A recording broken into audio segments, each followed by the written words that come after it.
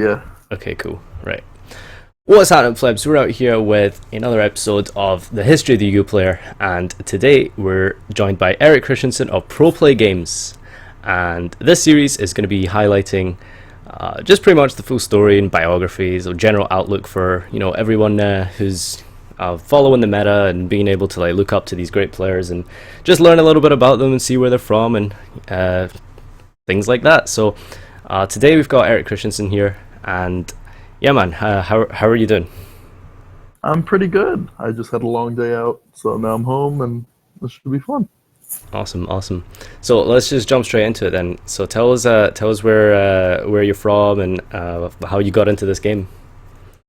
Well, I'm from Fort Lauderdale, Florida, and I've been playing, I feel like everyone has, since the game came out. I got the Yugi and Kaiba structure decks when I was little for Christmas, and I just kind of played on and off with my friends at the time when I was little and my brother over the years. And we would just play back and forth. And I remember I used to do karate, and I went in one day, and I was around 13 or so, and there were kids playing Yu-Gi-Oh! And I'm like, oh, I used to play that. And they had all these white cards, and I was like, oh, what are those? I've never seen those. So I learned those were synchros, and I made my mom take me to Target, and I got new stuff. But I still wasn't even playing around then. That was just my introduction to synchros. But Did you keep going after that?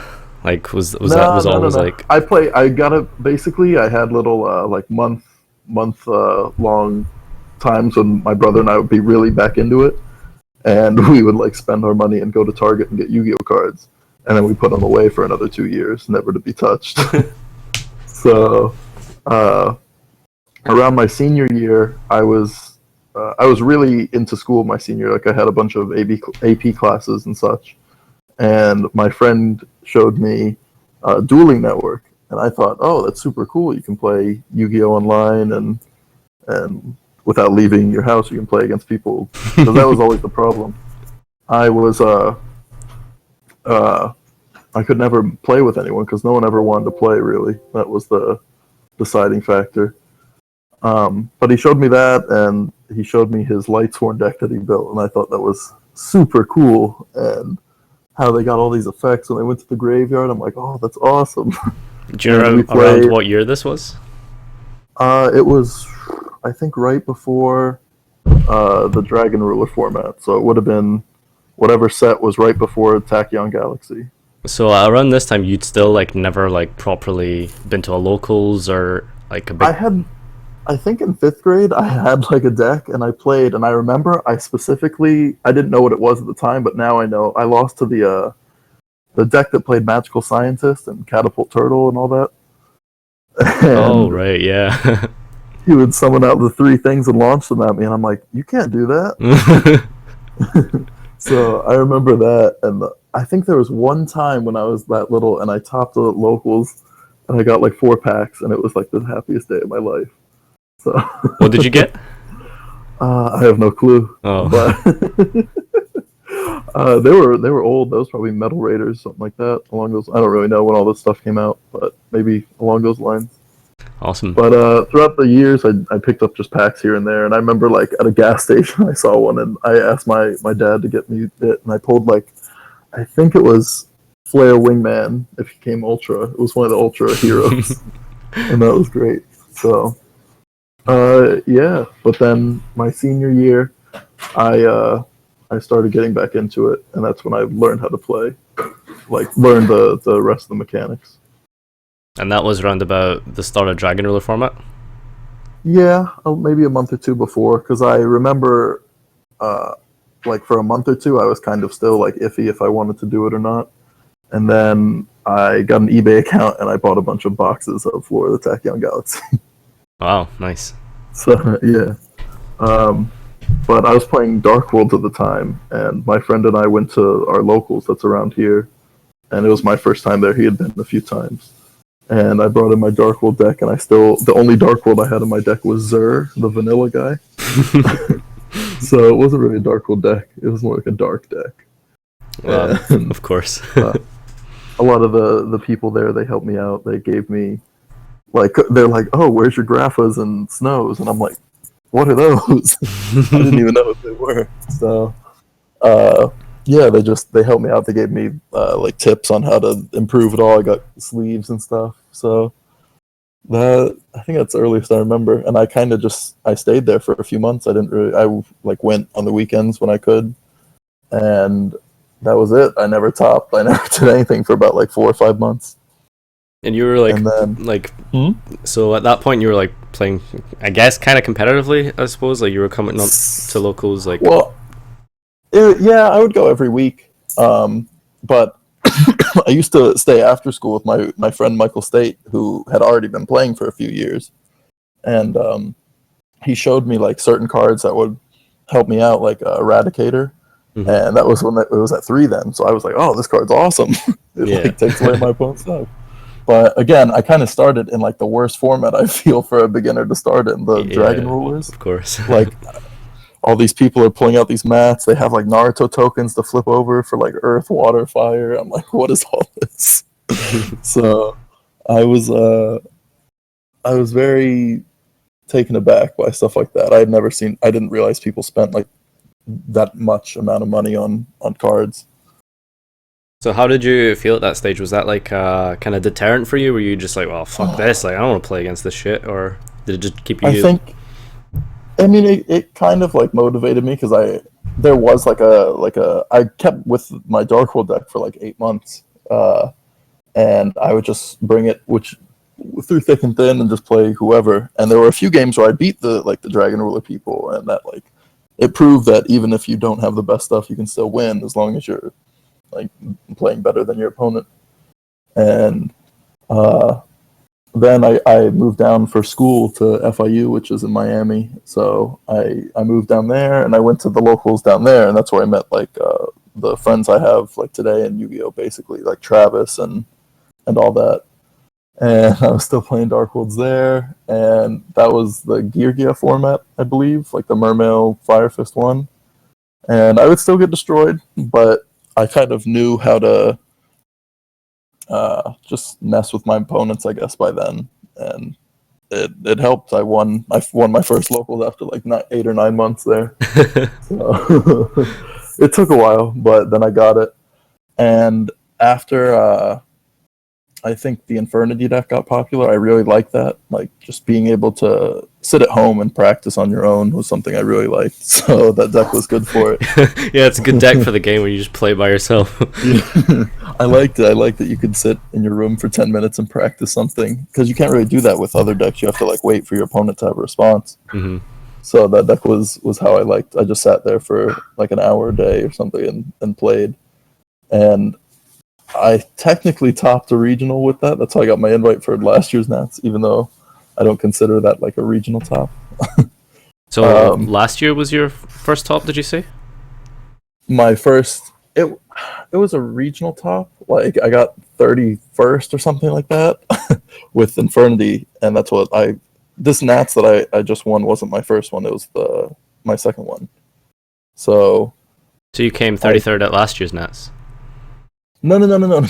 I got at regionals. I got like 31st to get my invite. To get your invite. Okay, right. So before you had this invite, did you attend any other national regionals and stuff before then?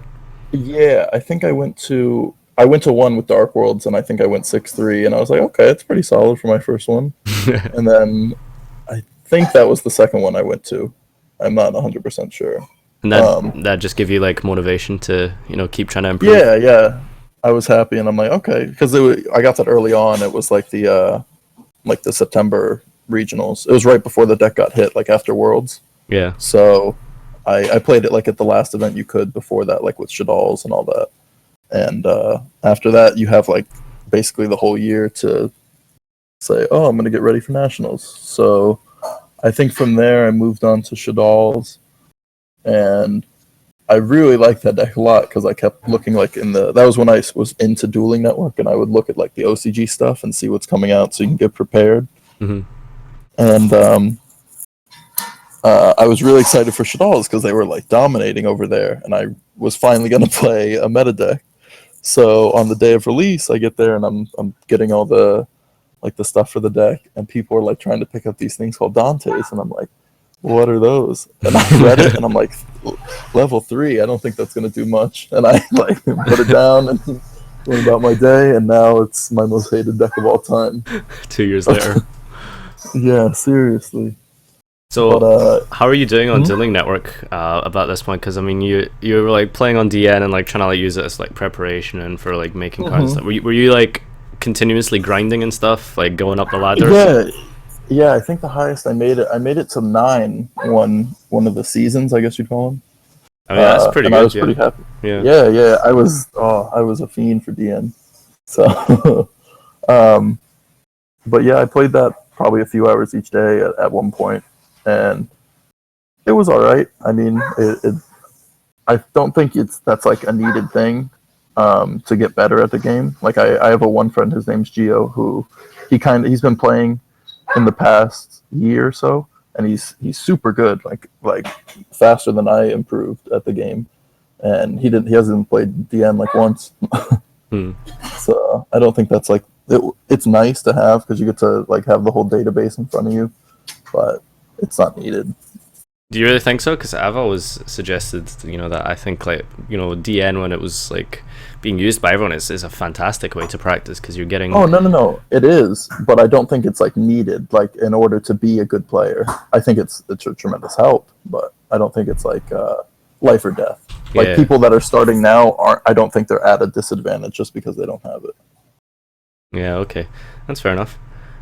So what was like your first like kind of not major success, but like first kind of like I guess you could say like I mean even like topping a regional was like pretty big for a lot of people and stuff. But like what was the first like competitive like event or thing that like happened to you that you thought like oh shit like I love this, like this is great, like I want to keep playing, I want to keep pushing. I want to like be the very best and stuff like that. Yeah. There were a few. I think the rankings guy do would be like locals, then like a bigger locals, and then like maybe like a prize card or like an Xbox tournament, something along those lines. And there was one of those when I was still playing, I think it was right after I moved down to Miami. There was a big giant hand tournament.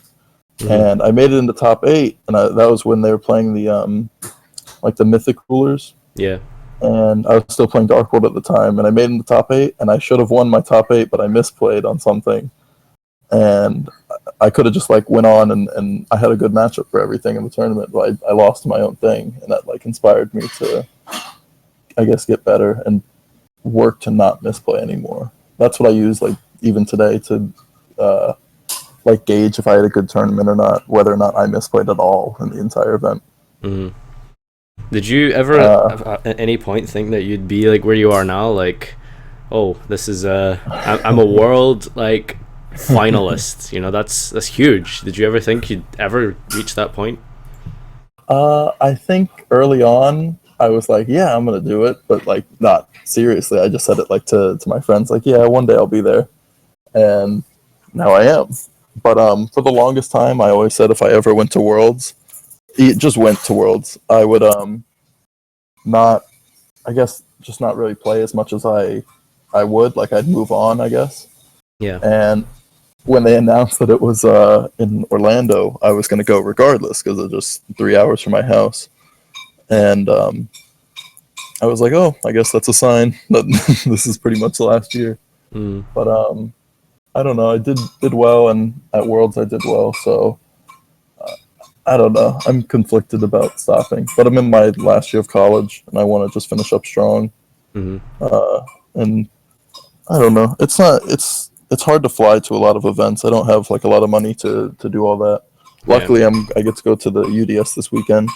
My sponsor is paying for all that, so I got super lucky on that. That's pretty cool. But I feel like that's kind of the reason I don't really, I guess maybe not at this point, not have as many tops as other people, because I don't really get to go to events. I've only been to the YCS Dallas, YCS Atlanta, Nats 2015 and 2016, and then Worlds, and that's it. So that YCS you won with Inferno, that was the very first time that you topped, was it? Yeah. I mean, other than no, Nats, second top. In at the beginning of 2015, there was an ARG in Orlando that I went to, and I got top 8 at that with Clifford. Mm. So that was my very first one. But that was a while ago. I think looking back, I looked at my own deck and I was like, why was I playing that? Why was I playing this? So I think if I were to go today to that event, I think I could have gone even farther. Yeah. But I was still relatively new at that point. I think I'd only been playing about a year and a half. Mm. So, but there are people. My friend Gio, he's been playing since he started about then, like 2015 January, until now, and he's feared at all of our locals, and I don't want to play him ever. He's just one of the, but he's in the same like spot I was. He doesn't really travel to the tournaments, so I feel like if he did, he'd also do well. Yeah. But that's the only person I can really compare it to, even though he's not well known. How did you feel after Dallas though? Like you basically, what format even was that? I mean, that was like when Monarchs were like at their prime and stuff, or was it before that? No. It was before Monarchs. It was like right. It was right before the set with Dark Destroyer came out, the Dimension of Chaos. So Wow. Cosmos weren't like as powerful, and it was right before the ban list for Necros and Burning Abyss. So they were still at full power as well. And that was pretty much the format. It was just BA and Necros. That's what I expected to play going in, with a few Shaddolls splashed here and there, but essentially just those two. And you managed to just take the whole event with Infernoids of all things. Like how did you like prepare for the event and stuff? I mean, I don't have your deck list up just now, but like Infernoids of all things, like why did you even choose that? Never mind, like consider well, it. When the Infernoids first started coming out, I think it was like in the January of that year, and they came out in like Secrets of Eternity. And at the time, I was still playing Clifford, and they had just got Monolith and everything, so I thought that deck was ridiculous. They had Skill Drain, Vanity, all that. Mm. But then my friend started picking them up around then, and I looked at them, and we built the deck. It had like all the Raidens, Lilas, Luminas, all that, and I played at locals, and I went 0-3, and I'm like, this deck sucks. And I put it down and didn't touch it again for like 4 or 5 months. And then I think it was right around the ARG championship, like in the summertime. I think whenever it was, right, either before Nats or after, I was like, oh, this deck is really, really good, especially with the little level 1 guy coming out, because you can normal summon him, and you don't have to play any of the... A lot of people were playing that dog thing. It like shuffles itself back into the deck or something. Yeah, Maron.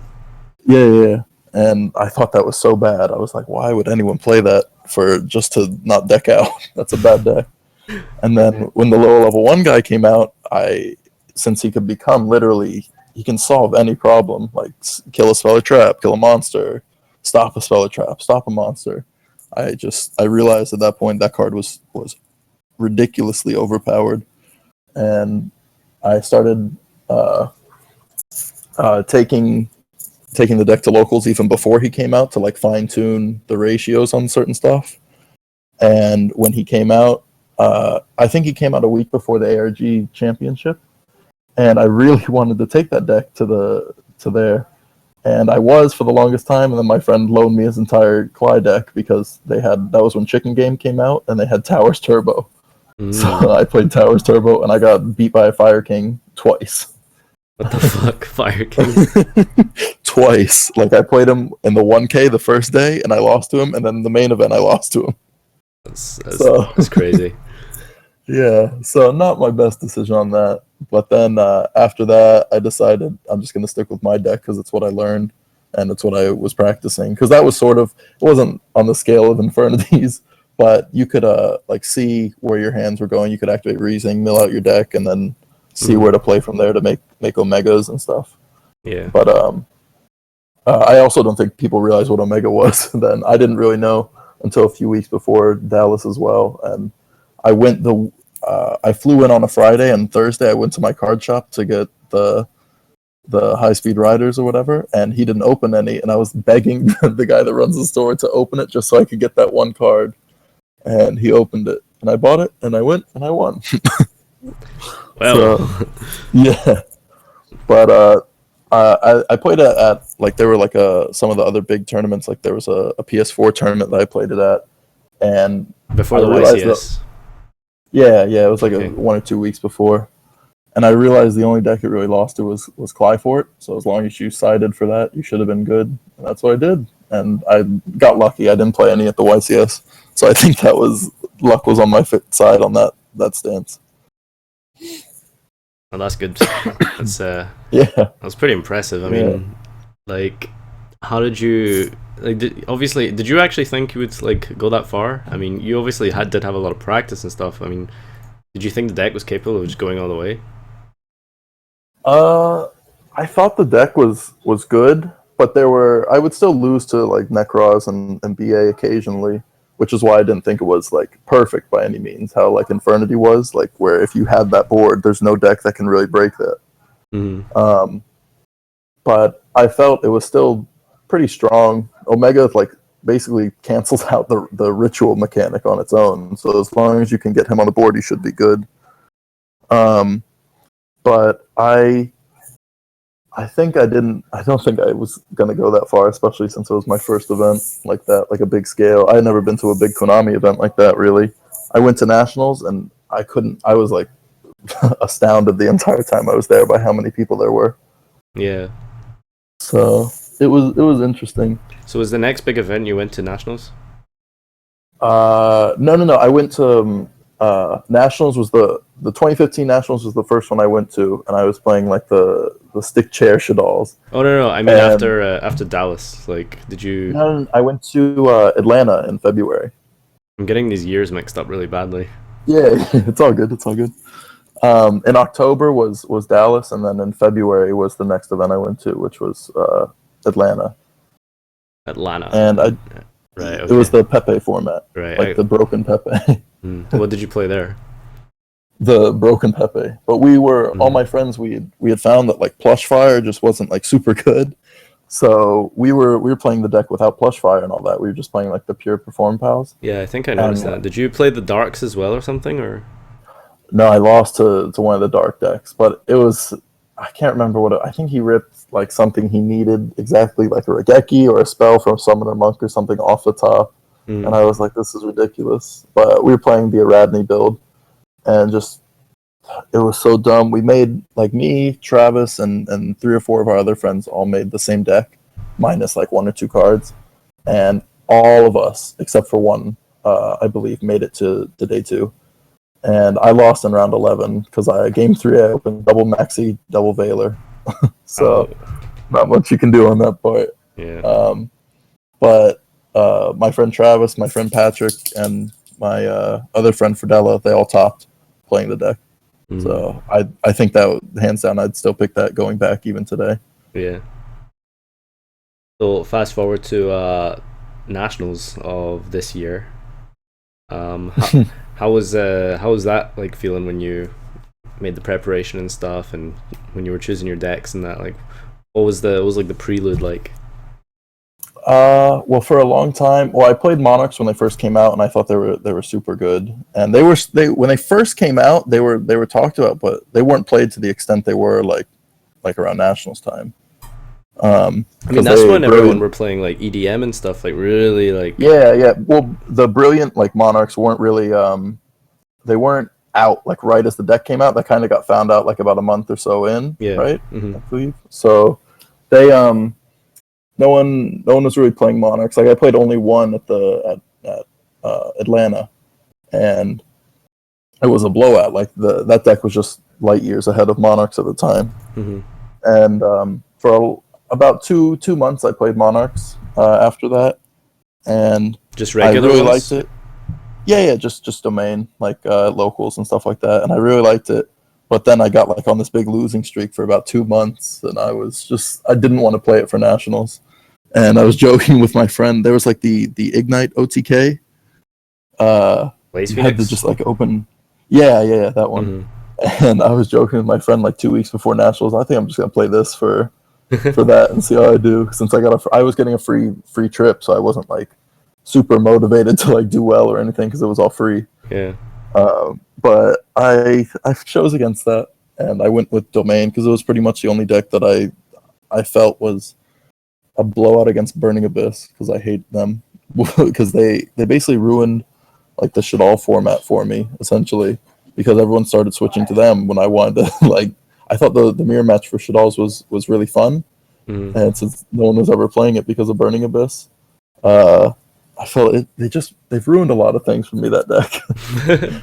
So all the decks I try to play are just to beat Burning Abyss, like Yeah. Infernoid and Domain. So So that was so you kind of just like took Domain to nationals, like just on a like kind of whim, like oh okay whatever, like might as well it just was like out play of this. spite almost. Yeah. So I mean, it was like the most bog standard list ever, and you ended yeah, up taking the whole thing. Like, was it surprising that you won with such a deck that had pretty much just been around since the beginning? Like that's actually like pretty much like one of yeah. the first iterations of the deck was just the standard domain build. hmm And why do you think I mean, you did so well? I don't think I was like surprised by it because it's if you just open good every game, you're gonna win. It's like type of deck. Hmm. But I was. I don't think I should have topped. Actually, I was 9-3, Hmm. and I had lost round 4, round 9, and round 12, and I was just like, oh, the X3 usually don't top. Especially there were a bunch like X2s at the event, and I made it into like 59th or 60th place, I believe. I was like, all right, so they gave me a chance, Yeah. and I think I was one like spot off from playing Tommy Rowe in like top 64 instead of the finals. Yeah. So I thought that was funny, and I thought I was gonna have to play him at first because he was doing really well that day. Hmm. Um, but I think I was just prepared for a lot of things. I was playing Scolding. I thought that card was really good for that event, just to stop Pendulum summons or stop the Monarch summon or stop the Dante summon, and that won me infinite games. I believe that event. Hmm. Uh, and I didn't really get to use Ref Panel. I thought that was the other really broken card, the Mirror. But I didn't really. I played Domain Mirrors, but I never like had Ref Panel in my hand. I think I only had it for 1 or 2 games, Hmm. and it was really easy. I felt like Top Cut was easy at that event, a little more so than like the main event Hmm. because there weren't like I played. There were only 2 BA Monarch in the Top Cut, and I played both of them back to back. And all my friends thought that deck was super free, and it was honestly. I played one of them on live stream, and I misplayed, but he misplayed back, and I was able to save myself off of it, even though it wasn't like it wasn't game 3 or anything. Hmm. I just got lucky off that. Um, but yeah, I think I got lucky a little bit in the top cut. There was only one that I was really stressed out about playing, and it was like top 8. I was playing against Burning Abyss, of course, and he made like a Dante with a Sir and a Fiendish Rhino, and I scolded it because I didn't think he could make another one, Hmm. even if he could use the effect of the Rhino, and he couldn't, and I got lucky and won that, and I was like, all right, I'm going to Worlds. Do you think that match is like, is it that World's bubble match? Do you think that's like worse than like playing the final? Like just like the Yeah, I think stress that and was the most nerve-wracking one, hands down, of the whole event. yeah. Especially because, like, in game 3, he's making a Dante with like the best attachments you can think of. Hmm. I'm paying 3,000 life points for him to basically do it again and then kill me that turn. Yeah. So it was a big risk, and I got lucky on it. Wow. Because so many people I talk to, like they just say like they win like a nationals and stuff or Euros, hmm but like when they get to like that World's bubble match, it's the fucking worst thing ever. Like just Yeah, so much I would stress and agree with stuff. that. I would agree with that one more than anything. That was a rough match, and the one right before that in top 16, I think I think we only stayed in game 1, Hmm. and it got down to where we were in life points. I was ahead by 28 or 29, something like that, and it was the Monarch Mirror, and I had thought he went through all his primes and that he had no way to get them back, but he was like playing a third of the little black guy, the Eidos, and he was able to get back a prime, and I'm like, oh no, he's gonna deck me out. And they called time, and it perfectly came down to where I would draw my last card, and I had the last turn in time, and even if he could punch me with a Monarch, I was like ahead by like 100, Mm-hmm. and it was like everything fell into place perfectly that game. So that one was nerve wracking too. But top 4 and top 2 weren't that bad. I did well there. I wasn't stressed at that point because I was like, all right, I've already done what I wanted to do. Yeah. It's like everything else after that's just like extra, you know? Yeah, it's just a bigger trophy essentially. Bigger trophy. Yeah. But after the event is when you got sponsored by PPG, right? Or was it before? No, I was Machado was he went to my school down in Miami, and he played at like their card shop. He used to just be like a little like vendor here and there for us, like playing at different card stores in the South Florida area. And when he graduated, which I think was in like May of 2015, he opened up a store in West Palm, and we all liked his page on Facebook and stuff. And at regionals, he gave us like all his shirts, and we just all wore them. And that's essentially how he started. There was no like I wasn't contacted by anyone. He was my friend. I wore his shirt, and that was it. Wow, that's pretty awesome. Yeah. He's like So, always kind of knew each other and stuff. Were you ever involved in, I guess, or you'd call it like the organizing of the team or the maintenance of the team? No, it was more so. It kind of got solidified after I won Dallas. Like that was when he started like saying, "Oh, here's all the best players from Florida that we have," and he put them all like on the same team. And then we had like a little B team for a while for like other people that were good, but like not on that level of some of the people. Mm-hmm. And it just kind of progressed over time. 'Cause some of my friends who were on the team, they don't really play that much anymore. They graduated or they moved on to like other games and stuff like that. So they were dropped, and then he started adding like Chris LeBlanc and Ben Leverett and all that. Yeah. How did you feel when that all started going down? I mean, we don't want to go into like too much drama or anything. Yeah. There was a lot of card guys moving over, migrating to the PPG. We were because I had already met them. I went over to my friend Josh's house, one of the head judges here in the U.S. Well, I think he's soon to be. And I was staying over at his house after Dallas, like in December time, for an event, and Hoban and Desmond and Chris LeBlanc were all down there, and that's when I first met all of them and just became friends. And then after that, like around Atlanta time, I think it was a little after Atlanta, they were still on the card guys then, and that's when they started all like hopping over. Mm-hmm. So it wasn't. We just thought it was all funny, like my group chat that I have of all my friends down here. But it was never like a big deal or anything. We always saw Machado as someone very ambitious, so we could believe it. Yeah. So it wasn't like too much of a big deal for you, I guess. It was just kind of. No, it was cool because now I was like on the same team as all these big name players. Yeah. But one of the things throughout my like Yu-Gi-Oh career, I guess, that I was never big into like looking up people, I guess. Mm-hmm. So people would say these names, I'm like, who's that? And they're like, are you serious? Like I think for a few months I didn't know who Hoban was. Like, oh my God. I didn't know. Yeah, like they were naming these people, and I met Chris LeBlanc, and I think I said, "Who are you?" and like they were just make jokes about like Angeli. I guess he normaled that twice in the tournament or something. I don't know. I was like, ha ha ha, super funny. So that's fantastic. A lot of people, they were like, "Oh, do you go on Duelist grounds?" I'm like, "What is that?" Like, even to this day, I don't really know what that is. All I know is like a little forum about Yu-Gi-Oh cards. Basically. But, that was never my thing. I guess that was, in a way, good, because it made me... I was never, like, looking up to anyone. I was trying to be the one looked up to instead. So when you were, grinding it out on DN and stuff and trying to get your, like, first big top and stuff like that, did you never have any, kind of big players that you just thought were like, oh, man, like, he's so good, like, I love the way he plays, I like his decks and stuff, did you never, like, fanboy over anyone? I think, I guess I didn't realize that DN was not, like, related to real life. So, anyone who was, like, in the top 10 of DN, I thought was, like, in the top 10 of Yu-Gi-Oh. So I remember the name on DN was ARG Doomcow, and I learned that was Cody Angeloff. Yeah.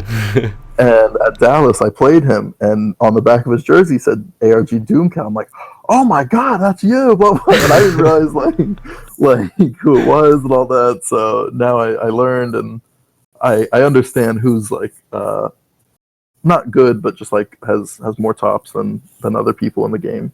Yeah. But I don't necessarily think tops equals good. Yeah. Especially even if you have multiple. So I don't know. Maybe I think differently on that than people. But as a side note, someone's so asking what your DN name was. Zing, Zingg.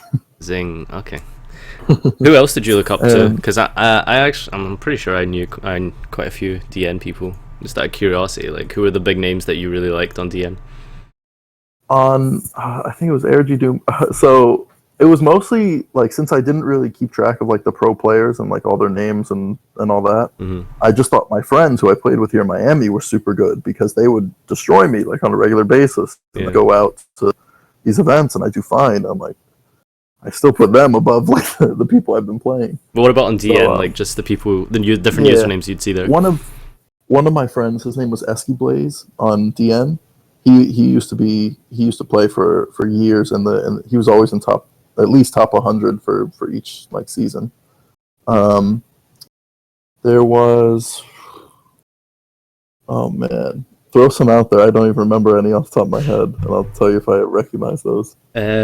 Jerry Can't Be Free. Jerry 90, obviously. ARG Doomcow, we've already got that. There was Red Gamer, Flaming Ice, Wind Up 44. Flaming Ice. I think I remember watching a few of his games. Oh, nice. Who was that one? I don't actually know what their real names are. I just know their usernames. Yeah. I remember seeing that one a few times. Masic 333. Did a lot of the big ones turn into admins on DN? I'm not sure. I mean, there was a lot of... I remember seeing a few. Like, there was one that always stuck out, maybe because it was an A name, Arabs and Scarabs. I don't know who that is. That one. So that was a name that always stuck out. I thought that was funny. Oh yeah, there was 902. That was Omar Dowdy. I know that. He was an admin in there as well. So yeah, there were just a few people that I noticed, but I never associated them with their real life like names or anything, because no one ever puts that. So, I mean, that's pretty cool, man. You're not fanning over anyone. You're just like, I'm just gonna be the best, and then people fanboy over me. Yeah, absolutely. Fair enough. So that's how I wanted it to be, I guess. I learned from my friends like just how to get better. I didn't have to watch deck profiles and stuff, I guess, to learn like what the pros are doing. That's why I never really learned how to. My friend was asking me the other night, he's like, how do you side deck? And I'm like, I don't think I do it right. Because I never asked anyone like how you're supposed to do it. They just said side these. So for the longest time I thought they played upstart so that you could side it out like it's a free side deck slot. And then people were like, no, you use upstart to draw into your side. I'm like, that's even harder then. So I remember at Nationals, I was siding out some weird stuff. Like I would side out like one return, like one domain, like just like things that if you're going first, you need all those because you might need to get that specific one off Pantheism in like any scenario. Yeah. But going second, I would just side those out because I'm like, I don't want to see two of these in my hand or all that, because as long as you get one, you should be good going second. But yeah, I've always sided out weird things, and people always ask me, why do you side that out? And I just shrug my shoulders. Fair enough.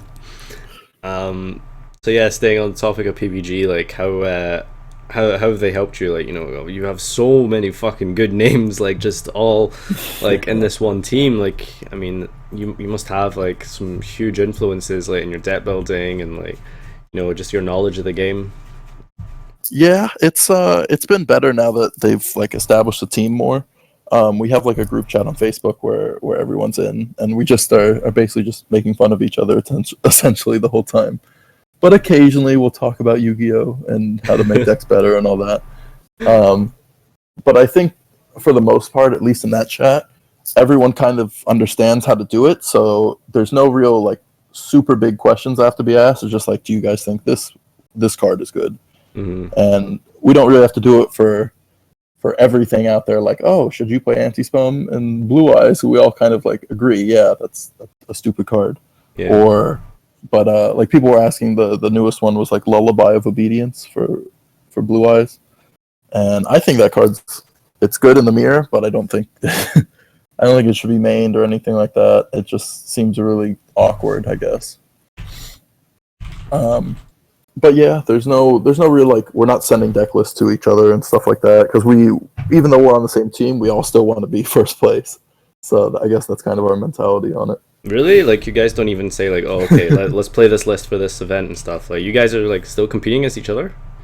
Yeah, essentially. Since we're all not like living in the same area, we all like we'll ask for like, oh, do you guys want to go on and test on Dev Pro or anything? But we're not like, oh, I think we should both play the same, like all 11 of us or whatever play the same list at an event. Do you not think that's kind of, because we all? Do you not think that's like kind of productive to like the actual concept of having a team? I mean, I think after playing like that, I know I don't play in the same style that some of the other players play. So if we all played the same deck, I feel like some of us would be like left out because it doesn't fit like our style of play. Like I think if you asked like 10 of the people on my team, they would all play Burning Abyss, and I refuse to touch that deck ever.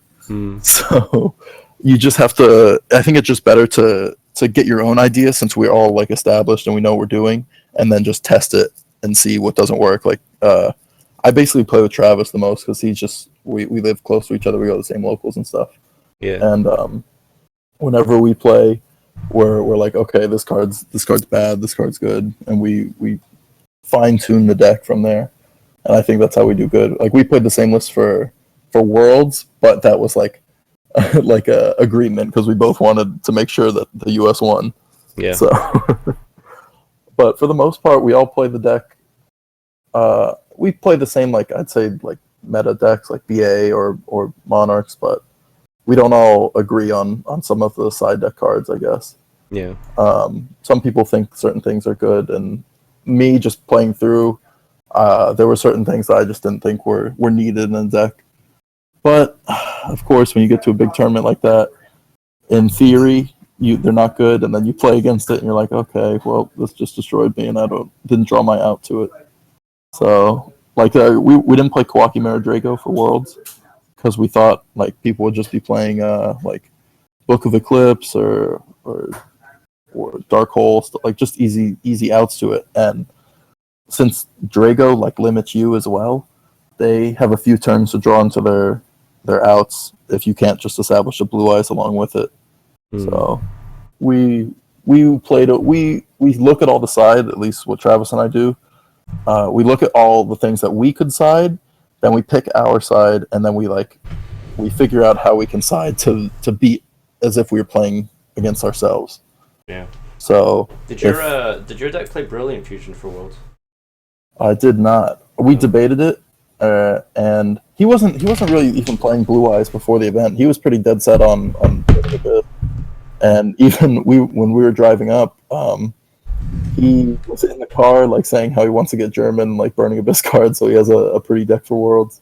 And I was playing Blue Eyes, and then I went to Universal for the day, and I came back and he's like, all right, I'm gonna play Blue Eyes with you. So he just basically took my deck and we tweaked a few things like the side and the extra, and that was it. We didn't play the exact same list because we couldn't find all the cards actually in time.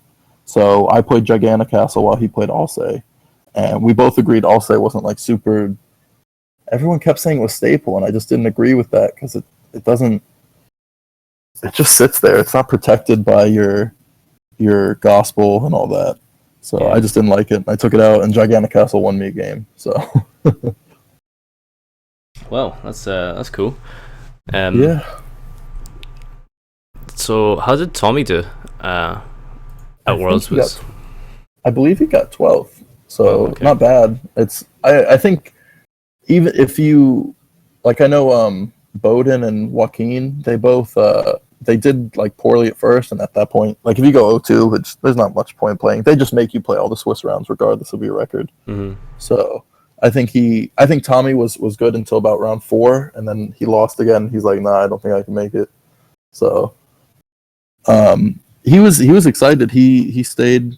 He got to the hotel, I think, a few hours after us, and just was down in the lobby practicing with us. And there were 2 things you got to choose. Like the Konami gave options to us on Friday, which was to either go to Universal for the day or go to like the local card shop. And I went with my girlfriend up to Orlando, so we didn't really want to go to a card shop all day. So we went to Universal and just hung out there at Harry Potter World and stuff. But Tommy, Travis, and Masu, they all went to the card shop to get ready. I just felt I'd been playing the deck for like 3 weeks, and I learned it inside and out. And I'm like, there's no point in stressing over it. If I don't know by now, I'm not going to win. So I went to Universal, had a good time, and I woke up the next day and I did good. And you made the final, yeah. Exactly. These guys work their asses off, and they get 12. I just feel like I was putting in all the time at work. I had like an app on my phone that lets you test hands. Mm-hmm. So I would just type in my deck and draw a test hand. I'm like, okay, I know what this is going to end with. I basically, now that I have this, I didn't have this for a while. I got it like a month or 2 ago, and I want to get to the point in the deck where I can look at that opening 5 cards, tell you what it ends with, and then restart without having to put any cards on the table. Yeah. So that's what I do to get ready now. What's that app called, by the way? Because I've seen it a few times. It's called Yugipedia, I believe. Yugipedia, okay. Yeah, and it's basically like they have like that Yu-Gi-Oh card prices app. Yeah. It's essentially like that, where you can type in a card and it'll pop up. And it has the effect that you can read, and you can add it to decks and put it in your side, main, or extra. It's really, really neat. So, but yeah, that's what I use now. I have, and you can have like multiple decks on it. So I just build, like, people will send me a deck list. And I'm like, okay, I'll look at that. And then I look at it and make a little deck, and I'm like, all right, it draws good or it draws bad. And I think I've been playing trains for the past like few weeks. And I really like that deck. I think it's really good, but I don't know what to do to make it competitive yet. It's still like because you can just play around Shaddolls fusion. That was the whole problem with Shaddolls. I mean, so, that rank 10 is pretty busted. So it is, but that's the whole thing. People are now maining kaijus, and I'm like, seriously? Yeah, you can't catch a break sometimes with deck shoe. I've been wanting to play it since they announced them, like in 2014 or whatever. So before the Zodiac match, I went to Google and I typed in Yu-Gi-Oh! Train Deck 2014 to look at all the old deck lists. And I saw Compulsory Escape Device, and I was like, oh, this card's broken. And I put it in, and I didn't really get it to resolve the way I wanted to in the match, but it worked. It does its job. That's and good. I liked it. So you find little things like that as long as you keep your eyes peeled. Well, awesome. This is going to be nearing the end stream. So if you guys want to fire out some questions for Erik, we'll do a quick Q&A. Nice and short. Just get through as many as possible. I got a few basic ones that I just asked like everyone who comes on. So first of all, where do you go from here? Like, are you gonna quit anytime soon? You did touch on it earlier, but what's your long-term plans or short-term? Well, for now, I'm going to the UDS this weekend, and then I don't think I'm doing anything till November at the earliest, which would be there's like an ARG in Atlanta or something. And then I kind of just for this year just want to chill out. I just want to finish up my last year of school, so I'm good to go with that. There's no problems. And then I have a trip to nationals next year, so those are my only 2 events that I have scheduled pretty much for now. What is your all-time favorite deck and your all-time favorite format? I really like Dark Worlds a lot. I don't know if I'd put them as my favorite, but they're up there. I think that and Infernoids. I think Infernoids was the funnest deck I played in a competitive scene. Do you think that's just like kind of sentimental thing? Like, oh, it's Dark World's my first deck, and Infernoids was my first deck I did really well with. Yeah, I didn't feel a connection like I did with those, like with Blue Eyes or Domain. I just played those because I was like, all right, I think I can win with these. But Infernoid, no one else was playing it. It was like a unique deck, and I was able to win with it. So I like that one a lot. Yeah. And then Dark World, I beat the meta decks with a non-meta deck, and that's what I guess sparked my interest in Yu-Gi-Oh! Almost. The casuals champion right here, guys. Exactly. And then for format, I really like the Broken PePe format. I actually was really upset when it was only like 3 weeks long or whatever. Yeah. I was prepared to play a deck until Nationals. There's a lot of people were complaining about that deck, because it's so unfair and stuff. But I mean, a lot of people enjoyed the mirror match because I mean, you can both like do pretty unfair things. Mm-hmm. I thought I liked it simply because everyone was playing Plush Fire, and we thought like our deck was so much better than the Plush Fire variant, and that's why we wanted to play it because we thought we'd do well at all the events. Yeah. Yeah, that's my questions. Let's see what we've got here. What was your favorite part of Nationals? I think this one was just seeing a lot of people I hadn't seen since either last Nationals or Dallas and stuff.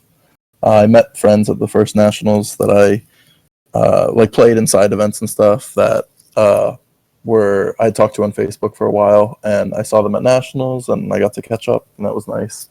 And I met the head of the team jobber, Jesse, and he was super, super nice. And I just talked to him today, actually. He's a great guy.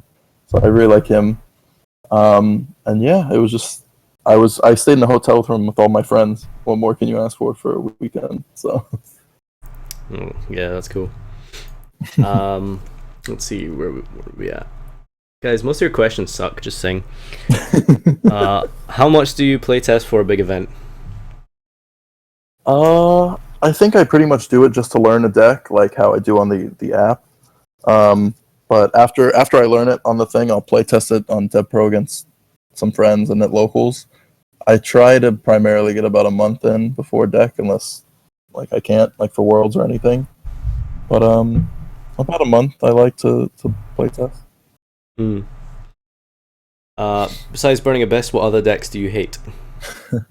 Hat. That was the deck I hated back when I was playing Dark World because I couldn't afford Skullmeisters at the time.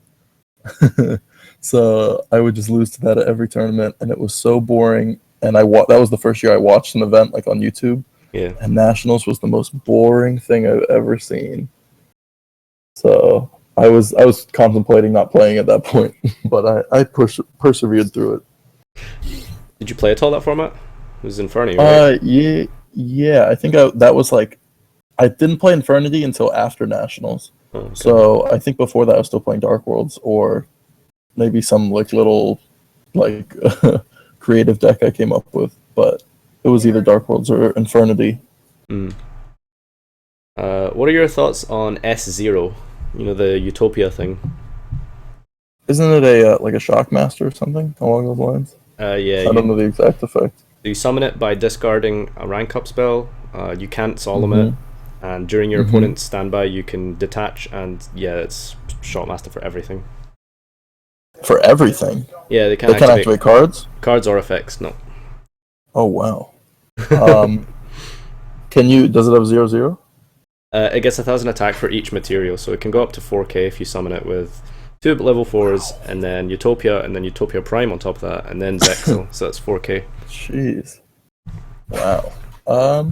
Yeah, it seems pretty good, except for the part you have to play the rank up spell, but yeah. Other than that, it's pretty good. I think it's entering that same territory as the trains do, though. It'll lose to a kaiju. Unless you can't special or something like that. I don't know. Well, the thing is, if you kaiju it, you still can't activate anything. Yeah, I mean, I guess it would be really good in a deck that has a follow-up play for the next turn.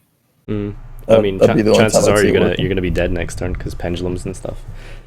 Yeah, more than likely. So I don't know. I just think the rank up part is what throws people off. Yeah. But I'm sure someone will break it. They break every card. Yep. Are you mad that BA are still alive? I'd say they're in the ICU. I don't know if I'd say they're alive, but I'm not worried about running into them anymore. I think they're still going to be played by a lot of people, but I don't think they're going to win as many events as they had been. I think they're still pretty strong, to be honest. They are, I guess. I don't know. You just have to play through the first Beatrice, and if your deck can't do that, then don't play that deck. Mm. Is if you get rid of that, I feel you're pretty good. But Kieran got hit. That was the biggest way to play through Beatrice. So Yeah. I don't know. I'm still trying to figure out myself how to do it. But I'm sure I can figure it out in the next week. What are your thoughts on floodgates? I think some are necessary and some aren't. Like there's different mechanics that are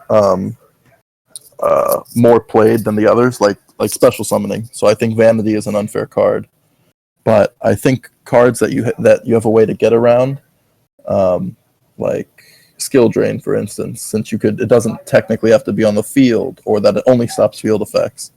Those are better, but they're still not good overall. They're just annoying cards in general, and then they make cards like Demise that promotes that level of play, and just not that fun. So. What do you think is the best deck right now, and what have you been testing? I'd probably say Blue Eyes is still the best, even though probably people don't agree with me. But it's the one that I think is most consistent, even if people don't think so. I've been testing mostly the trains. I'm really trying to get them to work. I've gone through like Pure and Kaiju and Shaddolls and all that, but I don't know how long I'm going to keep that one up. But I think Blue Eyes is very, very good. The Lullaby card it helps in the mirror now if you decide to play it. Yeah, so someone actually just asked that. What do you think about Lullaby of Obedience? I think in this format it's good for now, as long as you're playing it. I think you have to be smart when you play it and not either save it like for the first turn, depending what matchup you're playing, like if you choose to main it or not, or if you just choose to side it, I hope you draw it. I guess. One final question. Since we got to wrap up, I think we're a little bit ahead of schedule. What are you going to college for? I'm going for public administration. It's like local government. I see. Yeah, I work at the city. I'm a camp counselor over the summer and over like winter breaks and stuff. So I'm a kid at heart, essentially. Someone wants you to donate your Shaddolls train list. Okay, I'll put it on Zodiac in the next hour or so. All right, awesome. All right, well that's everything. I'm still gonna be kicking about for stream, but this has been your episode 5 of History of the Yu-Gi-Oh Player. This was Erik Christensen from Pro Play Games. Make sure you check them out on Facebook and social media and such.